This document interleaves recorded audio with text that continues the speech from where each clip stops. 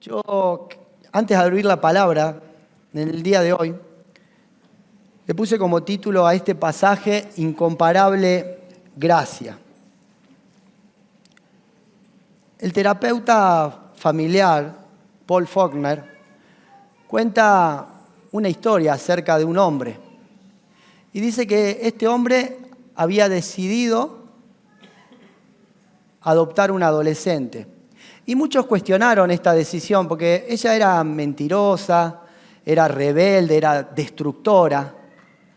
Es más, un día dice que el hombre llega desde el trabajo a la casa, la muchacha había salido antes de la escuela y encuentra la casa literalmente saqueada, dada vuelta.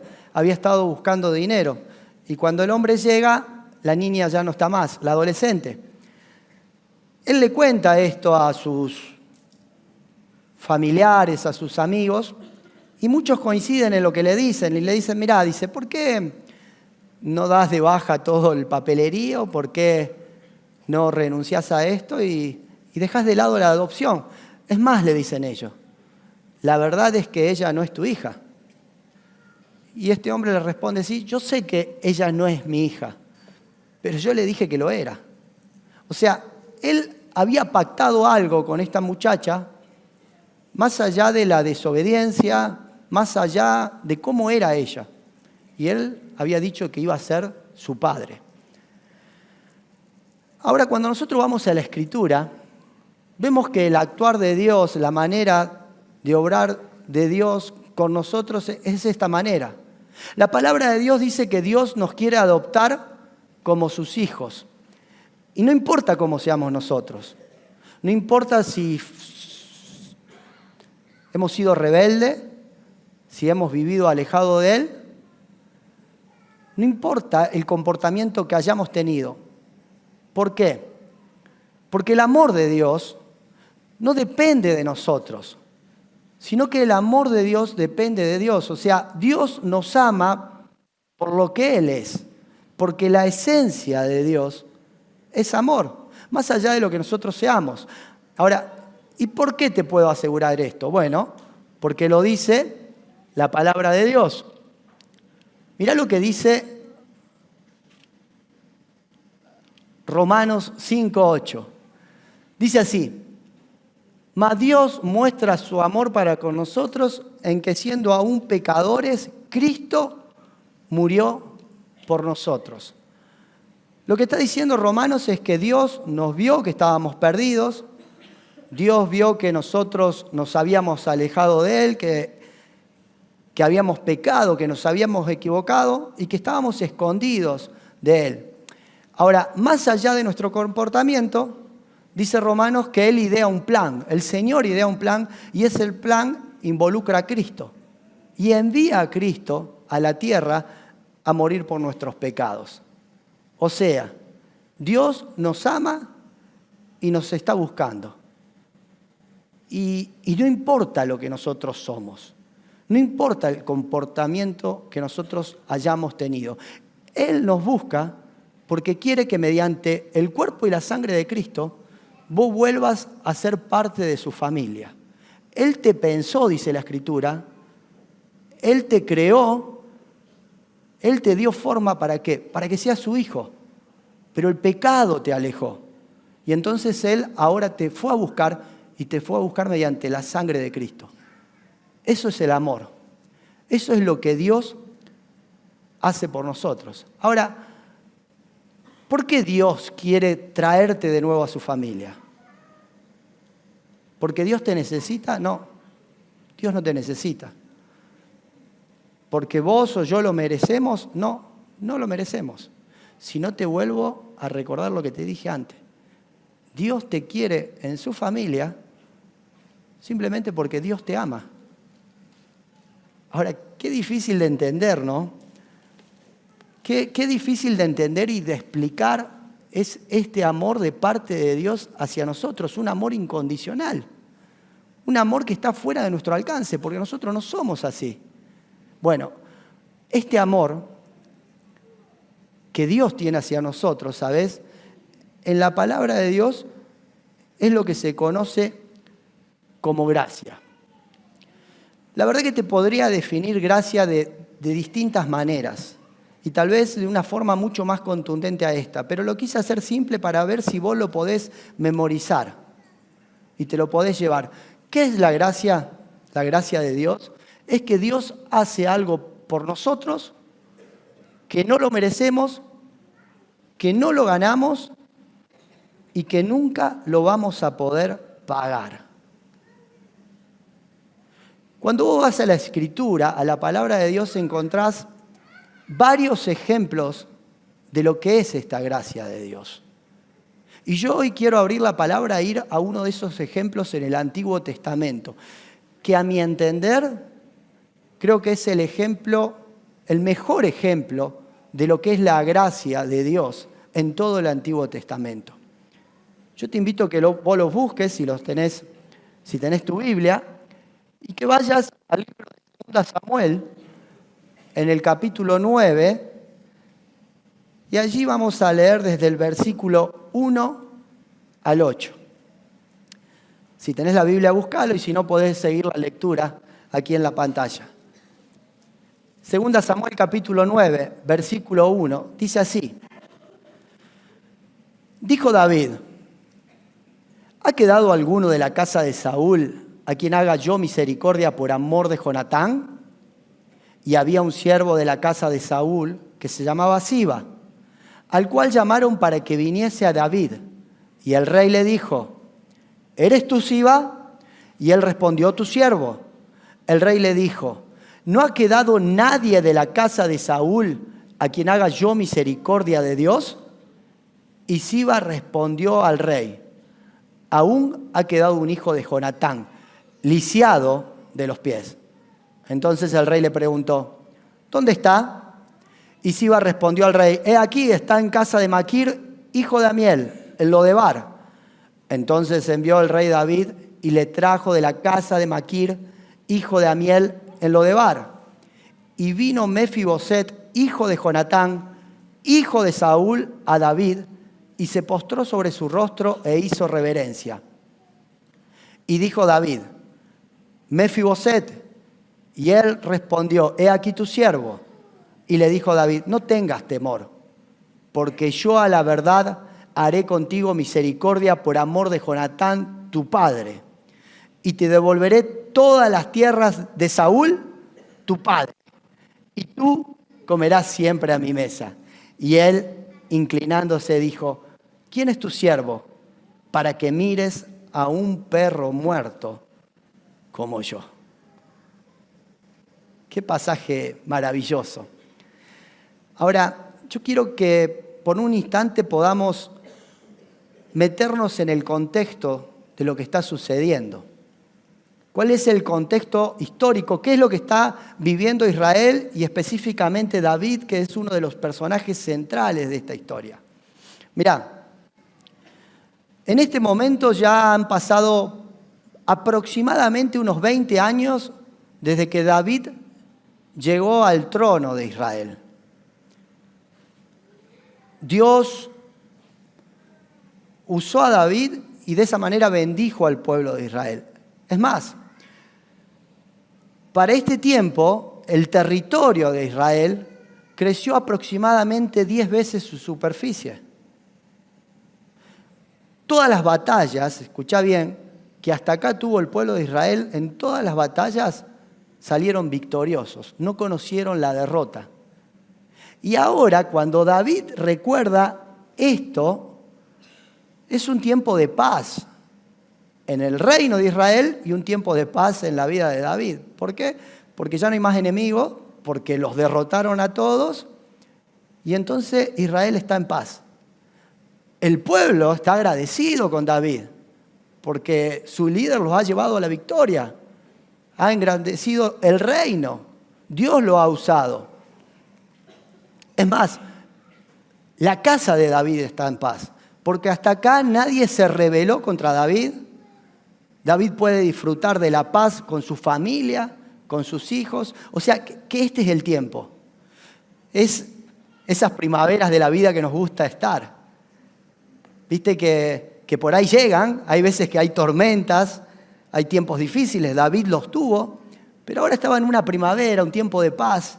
Y es común que en esos tiempos de paz uno pueda sentarse, meditar y recordar lo que sucedió. Y David en ese momento recuerda algo que él había pactado mucho tiempo antes. Algo que él había prometido. En realidad, el escrito hace referencia a un pacto, pero David hizo este pacto con dos personas. Si vos vas a 1 Samuel capítulo 24, no lo buscamos, pero yo simplemente te digo lo que pasaba ahí. Eso fue más de 20 años antes, cuando David todavía no era rey. Saúl era el rey de Israel. Saúl consideraba a David como enemigo, lo había perseguido siempre porque le tenía celos. David nunca consideró a Saúl su enemigo. Saúl desperdició su vida persiguiendo a David, pero David nunca dejó de honrarlo como rey. Es más, en 1 Samuel capítulo 24 es la historia, una historia que Saúl está persiguiendo a David, que David está escondido y que en un momento Saúl se pone a tiro de David y David lo podía matar. Y David no lo hace. Y en ese momento que no lo hace, Saúl se da cuenta, y a mí me impresiona lo que dice el mismo Saúl, porque está escrito en la Biblia, y literalmente Saúl dice así: ahora entiendo, David, le dice, que sos mucho mejor hombre que yo. Le dice Saúl a David. Y yo sé, dice, que vas a ser rey. Es más, le dice, que todos tus enemigos van a ser borrados de la tierra, lo que estaba sucediendo acá en 2 Samuel. Le dice, y te pido, le dijo a Saúl, te pido que cuando esto suceda, te acuerdes de mi descendencia y tengas piedad de ella. ¿Por qué le hace prometer esto a Saúl? David lo promete, ¿no? David le dice, yo lo voy a hacer. ¿Pero por qué? Porque en esas dinastías, en ese tiempo, en el oriente, cuando un rey dejaba el trono y asumía un nuevo rey, lo normal era que este nuevo rey matara a toda la descendencia del rey anterior. ¿Para qué? Para que no pudiera reclamar el trono. Entonces Saúl, sabiendo de que David iba a ser rey, le hace prometer esto. Y David se lo promete. Ahora, acá hace referencia a otro pacto. Y ese sí yo quiero leértelo. Ese pacto está en 1 Samuel capítulo 20 y es un pacto que David hace con su amigo íntimo Jonatán. Y fíjate, te lo voy a leer de ahí, en esta traducción. Y dice así, 1 Samuel, capítulo 20, versículo 13 al 16. Pero si está enojado y quiere matarte, el que está hablando acá es Jonatán. Y está hablando de su padre. Se está refiriendo a que si su padre está enojado, Jonatán está hablando, pero ¿con quién está hablando? Con David. Así es la historia. Entonces Jonatán le dice a David, pero si está enojado, Saúl, y quiere matarte, que el Señor me castigue y aún me mate si no te advierto para que puedas escapar y vivir. Que el Señor esté contigo como antes estaba con mi padre. Y que tú me trates con el fiel amor del Señor mientras yo viva. Pero si muero, trata a mi familia con este fiel amor aún cuando el Señor elimine a todos, escuchá, cuando el Señor elimine a todos tus enemigos de la faz de la tierra, lo que se cumple en 2 Samuel. Porque cuando vamos a la historia de hoy, ya Israel no tenía con quién luchar. Y Jonatán lo estaba anunciando. Le dice, cuando el Señor elimine a todos tus enemigos de la faz de la tierra, el enemigo principal, en ese momento de David, ¿sabe quién era? El papá de Jonatán, Saúl. Le dice, entonces Jonatán hizo un pacto solemne con David diciendo, que el Señor destruya a todos tus enemigos. Yo sé que estamos hablando de otra historia, pero les decía antes, qué hombre extraordinario este Jonatán. Qué persona que a mí me conmueve leer la vida de Jonatán. Porque Jonatán era el heredero al trono de Saúl. Es más, yo creo que muchos años él vivió pensando esto. Porque él iba a ser el que iba a llegar al trono de Israel. Pero un día Dios habla y le dice, no vas a ser el rey va a ser David. Y la sensibilidad de Jonatán ante la palabra de Dios era tal que él renunció a todo lo que era de él. ¿Para qué? Para obedecer la palabra de Dios. Era sensible a la palabra de Dios. Es más, Jonatán dedicó toda su vida a que David pueda llegar a ser el rey. Lo defendió aún de su propio papá. Sensible a la palabra de Dios. Un amigo leal. Un amigo verdaderamente leal que cualquiera de nosotros nos gustaría tener en nuestra vida. Porque dice que amaba a David y era capaz de entregar su vida por David. Un buen amigo, un hombre sensible a la palabra de Dios. Pero a mí me asombra cómo muere Jonatán. Porque cuando Jonatán muere peleando al lado de su padre. Si bien nunca fue en contra de la voluntad de Dios, porque nunca desobedeció a Dios, nunca, mientras eso no iba en contra de Dios, dejó de honrar a su padre. Y estuvo hasta el último día de su vida peleando al lado de su papá Saúl. Este era Jonatán. Este era el amigo del pacto con David. Este es el que David le dijo, yo voy a tener piedad y misericordia de tu descendencia. Así que David un día se levanta en el palacio. Volvemos a 2 Samuel. Se levanta en el palacio. Yo no sé por qué, tal vez por ese tiempo de paz. Y él recuerda este pacto y se hace esa pregunta.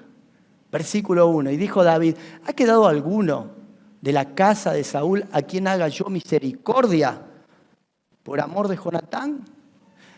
David no tenía planes de asesinar a nadie, ¿no? No tenía planes de seguir con la tradición. Él quería hacer algo bueno. Y entonces él dice, ¿hay alguien para que yo haga misericordia? Mirá,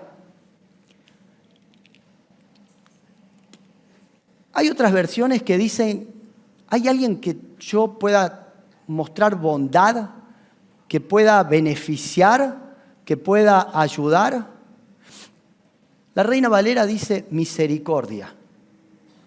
Ahora, yo creo en realidad que la traducción más apropiada en este versículo sería gracia. ¿Y por qué? Porque la palabra misericordia es no pagarle al otro por lo que merece. O sea, si la tradición era que ese descendiente tenía que ser asesinado, tenía que ser borrado de la faz de la tierra, ¿qué es misericordia? Que David haga un indulto, que lo deje libre y que no se ocupe más de él. Eso es tener misericordia. Ahora, lo que David tiene planeado hacer y lo que quiere llevar a cabo va mucho más allá de eso. Es por eso que te digo que eso es gracia. La gracia no es solo no actuar con el otro según lo merece, sino que es darle al otro lo que no merece. Y David no solamente que le va a dar el indulto, sino que va a ir más allá y le va a dar todo lo que no merece. David está en el palacio y pregunta, ¿hay alguien? Por lo que dice el versículo 2 y 3 no le es fácil. Claro, si había alguien, estaba escondido. Había desaparecido por 20 años. No lo pueden encontrar. Entonces comienzan a investigar y buscan a alguien y llaman a alguien de la familia anterior, de la familia, o sea, que sirvió a la familia de Saúl. Si alguien conocía cómo era la familia de Saúl, era alguien que haya estado en el palacio, dice allí que es un siervo. Otras versiones dicen que era un administrador, un mayordomo, pero él conocía a la familia de Saúl.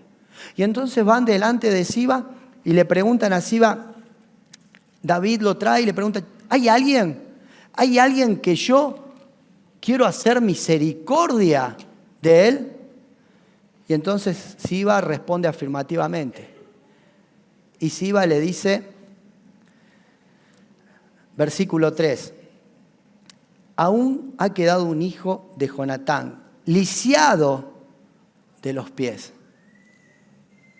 ¿Cuánto encierra, ¿no?, la respuesta de Siba. Porque David simplemente pregunta si hay alguien y él le dice, lisiado de los pies.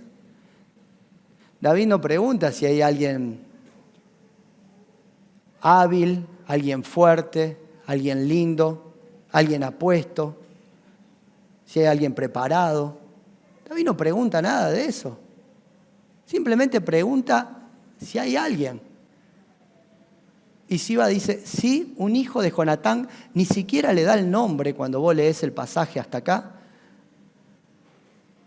pero sigue con algo y le dice, lisiado de los pies. Y yo te digo que entiendo lo que Siba quiere decir. Porque uno muchas veces piensa de la misma manera que pensó este hombre. Porque David está diciendo que va a agarrar a alguien y que lo va a traer, escuchá, al palacio del rey.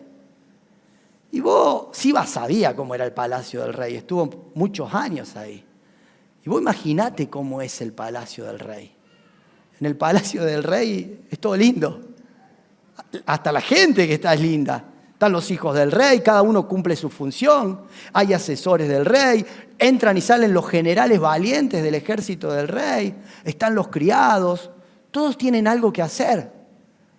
Ahora, ¿qué va a venir a hacer este muchacho? Escuchá, lisiado. Si ni siquiera podía servir. Es más, pobrecito, él solo no podía arreglarse muy bien. No podía venir a ser parte de los ejércitos, no se le podía dar un título de general, no podía ser un asesor del rey porque no tuvo educación. Fue criado allá lejos. Es más, dice que fue criado en Lodebar. Fue llevado a un lugar que literalmente Lodebar significa sin pastos. O sea, un lugar desértico, un lugar donde nadie puede cumplir sueños, donde no hay proyecto. Allá fue criado este muchacho. Y lo que está diciendo Siba, lo que está viendo Siba, es lo que hubiera tal vez visto yo. Y decir, ¿qué va a venir a hacer este al palacio? Porque nosotros muchas veces vemos a las personas con estos ojos y creemos que para que alguien reciba un regalo grande, para que alguien reciba algo verdaderamente valioso, tiene que merecerlo.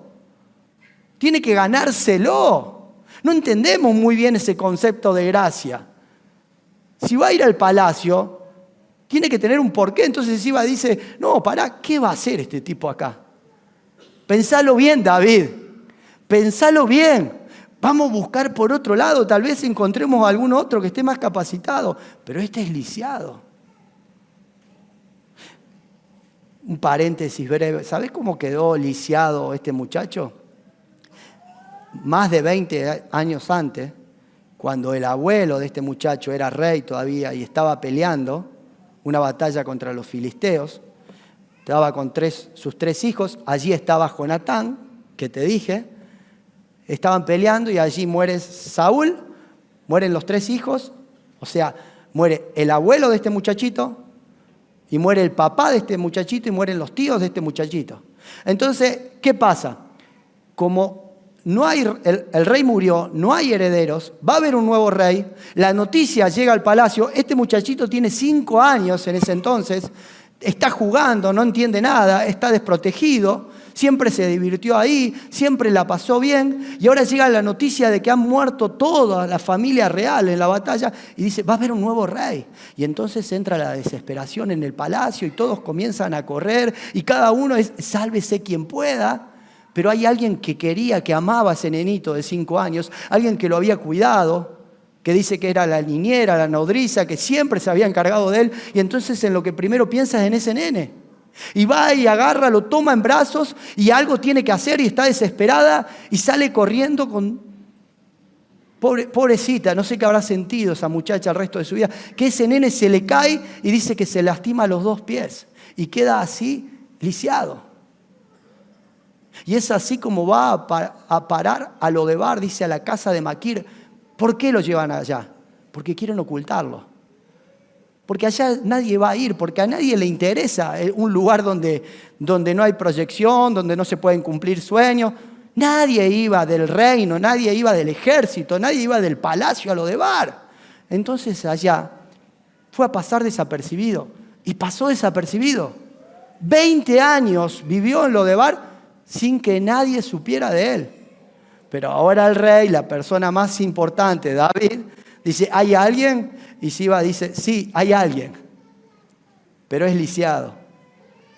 Y a mí me encanta David, porque parece que David no escucha lo que dice Siba, no le interesa. Él quiere obrar el bien con alguien, quiere cumplir el pacto con Jonatán, y no lo escucha y le dice, vayan a buscarlo. Ni siquiera hace caso a la aclaración de Siba y lo manda a buscar. ¿Y dónde van? A Lodebar. Y me imagino que sale la comitiva real, salen los carros, salen los soldados, salen los hombres del rey y van a un lugar donde nunca fueron. Por lo menos por 20 años, porque ni sabían que estaba ahí. Y llegan a Lodebar y yo creo que si alguien sabía que ahí estaba que era el nieto de Saúl, todos imaginaron qué iba a pasar. Y rodean, buscan la casa de Maquir, rodean la casa de Maquir y tiene que salir. Lo llaman y arrastrándose como puede sale Mefiboset. Lo llaman, lo alzan, lo suben a los carros del rey y allí emprende su viaje al palacio. Este muchacho llega al palacio, entra a la sala real y ahí está el rey. Y el rey le pregunta, ¿eres tú Mefiboset? Y aquel muchacho le dice, tu siervo. Y David sabía lo que estaba pasando en el interior de este hombre ya. Sabía lo que había en él y inmediatamente le dice dos palabras maravillosas que muchas veces nosotros necesitamos escuchar en nuestra vida. Dos palabras que siempre están marcadas en la Biblia y que el Señor nos dice a nosotros. No temas, no temas. Hijo mío, no temas. Más allá de la situación que estás pasando, más allá de lo que tengas que enfrentar, más allá de la tormenta que hay en tu vida, no temas. ¿Por qué? Porque yo estoy contigo. Y David le dice a Mefiboset, no temas. ¿Por qué? Porque yo te fui a buscar. Porque yo no te quiero lastimar, le dice David. Porque lo que yo quiero hacer es restituirte. Es que vuelvas al palacio. Mefiboset estuvo 5 años jugando, comiendo de los banquetes del palacio, divirtiéndose, sentándose tal vez en el trono de su abuelo Saúl. 5 años disfrutó de ser el nieto del rey, el hijo del príncipe. Pero luego fue a pasar a Lodebar. Y David le está diciendo, volvé, vení, lo único que quiero es restituirte. Lo único que quiero es darte el lugar que tenés que tener. Y fue tal el impacto de Mefiboset que él le dice, pero ¿quién soy yo? ¿Quién soy yo para que me mires si no soy más que un perro muerto? El animal más despreciado en ese momento en Oriente era el perro. Y si vos le sumás a eso que estaba muerto, lo que está diciendo Mefiboset, yo no tengo ningún valor, yo no merezco nada. ¿Qué voy a hacer yo al palacio?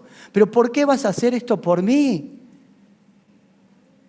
Me llama la atención de que Siba mira a Mefiboset y dice, como muchas veces decimos nosotros, pero no merece nada. ¿Pero por qué, rey, vas a hacer algo con él si no lo merece? Si mira la vida que tiene, no merece tu perdón, no merece tu gracia. Es más, Mefiboset se veía de esta manera, se veía como un pecador, se veía como alguien que no merecía nada. ¿Y cuántas veces nos hemos sentido así? Nos hemos sentido que no merecemos nada. Pero no importa cómo nos vean los demás, no importa cómo nos vemos nosotros. Lo único que importa es cómo te ve el rey.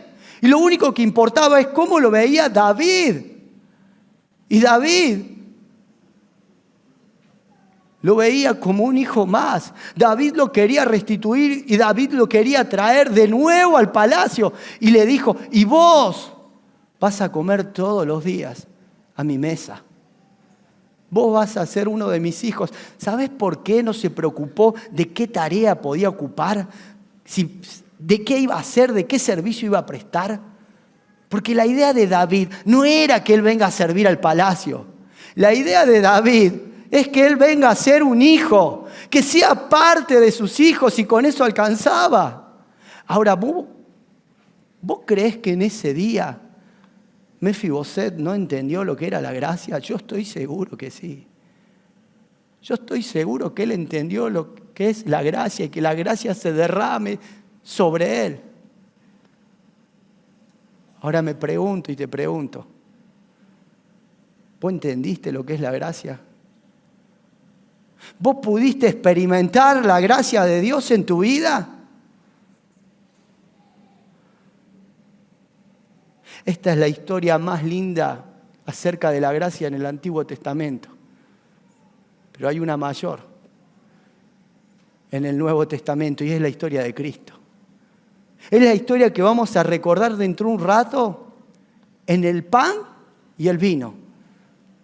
Y es la historia que dice Romanos. Que aun cuando Dios nos vio lejos, aun cuando todos los que nos miraban y nos rodeaban decían, vos no merecés nada, yo no merezco nada, aun cuando yo creí que no merecía nada por mi pasado, por mis errores, por mi pecado, el Señor me llamó. Dios me llamó un día en mi vida y me dijo, yo te quiero adoptar como hijo. Y es lo que quiere hacer con vos. El Señor quiere que todos pasemos a ser sus hijos, pero depende de nosotros. Ese día Mefiboset llegó y dice, y se postró delante del rey. Y cuando él se postró, el rey lo elevó. Y eso es lo que pasa en nuestra vida. Cuando nosotros nos postramos y nos rendimos delante de Dios, Él nos eleva. Él verdaderamente nos transforma en parte de su familia. Él quiere que seamos sus hijos. Dios, escúchame bien, quiere que seamos sus hijos. ¿Qué necesidad tenés de seguir revolcándote en lo de bar? ¿Qué necesidad tenés de vivir en la miseria? Si Dios te creó para cosas más grandes. Si Dios te creó para cumplir tus sueños, Dios te creó para la eternidad, Dios te creó para que un día, escúchame bien, puedas experimentar de la mesa, una mesa que el Señor está preparando en toda la eternidad por amor a nosotros. Y quiere que todos participamos, quiere que todos estemos en ese lugar, pero solamente vamos a poder participar en esa mesa de aquellos que le entregaron su vida a Cristo. Es por eso que vos lo tenés que hacer en esta tarde. Es por eso que vos tenés que rendir tu vida a Cristo. Porque Él lo hizo todo, porque Él te llamó, porque Él te fue a buscar. Pero vos te tenés que postrar. Pero vos tenés que vos tenés que permitir disfrutar de esa mesa. Pensá un minuto en esto. Llega una noche más en el Palacio Real. La mesa para la cena está preparada, la campana suena. Y el primero que entra a la sala es el rey. Y David, el valiente, llega y se sienta en la cabecera de la mesa. Pero luego empiezan a llegar los demás. Y llega Amón, su hijo, el astuto, el ladino Amón, y se sienta a la izquierda. Y llega la hermosa, la preciosa Tamar, su hija, y se sienta junto a Amón. Y así van llegando uno a uno los invitados. De otro lado, de allá de la biblioteca, viene el pensante, viene el estudioso, viene Salomón. ¿Quién va a dudar que ese es el heredero al trono? ¿Quién va a dudar que Salomón iba a ser el nuevo rey? Después llega Absalón, bien parecido, con su pelo largo, y todos van ocupando un lugar en la mesa del rey. Esa noche invitaron a Joab. Joab era el temible general de las tropas de David, fornido, bronceado por el sol, victorioso de las batallas. Joab tenía el derecho de sentarse en esa mesa. Pero después de que todos llegan, de pronto allí en el rincón se sienten ruidos. Alguien viene arrastrándose. Alguien llega a la mesa como puede. Y ese es Mefiboset. Y cuando llega a la mesa se sube a la silla y se sienta. Y allí, en la mesa del rey, Mefiboset es un hijo más. Allí en la mesa del rey la gracia se derrama sobre él y en aquella mesa todos son iguales. El mantel de la mesa del rey cubre las piernas de Mefiboset y de todos ellos. Y en aquella mesa todos son dignos. ¿Por qué? Porque fueron llamados por el rey. Y de la única forma que vos seas digno de esta mesa, que vos seas digno de estar un día en la mesa celestial, es por Cristo. Es por el sacrificio de Cristo en la cruz del Calvario. Él lo hizo todo. Él lo entregó todo. Vos solamente tenés que cerrar tus ojos, tenés que rendirte y tenés que decirle a Él que entre en tu vida hoy y para siempre. Y yo te invito a que cierres tus ojos. Yo te invito a que ores en silencio con tu Dios, con tu Creador. Escúchame bien. El Señor pensó en vos. El Señor te conoce. El Señor te formó en el vientre de tu mamá, dice la Escritura. Y Él tiene banquetes grandes para vos. Él te quiere hacer libre. Él te quiere dar la victoria mediante la cruz del Calvario, mediante la sangre de Cristo. Todo lo hizo Él y Él te fue a buscar. Él te trajo a este lugar para que escuches esta palabra, para que escuches el Evangelio. Pero depende de vos.